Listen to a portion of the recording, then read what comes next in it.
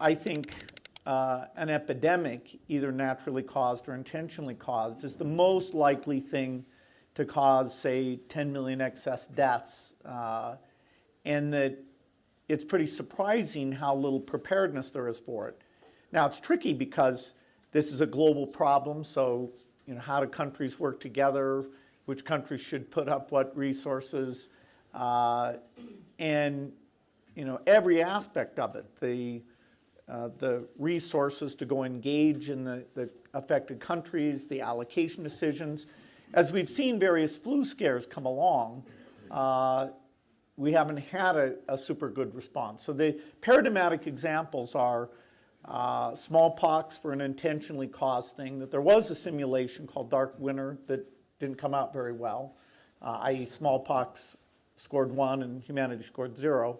Flu epidemics, where we always talk about the potential recurrence of a 1917 like Spanish flu problem, and then Ebola, which although it was much smaller, there was some luck involved in that. Because it wasn't spread through respiratory contact, the reproductive rate was a lot lower, and it was basically people who were sick or dead who were doing most of the transmission.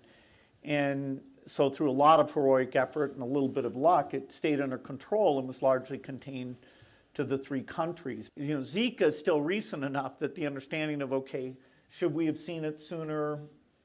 Even understanding what the steady state case looks like in terms of immunogenicity, why it showed up in South America and didn't show up in Africa. I know people are hard at work trying to answer these questions. So the lessons from that one, I'm not trying to minimize that one at all, but I think they're less clear than from Ebola. I think it's too bad in a way that we had to have these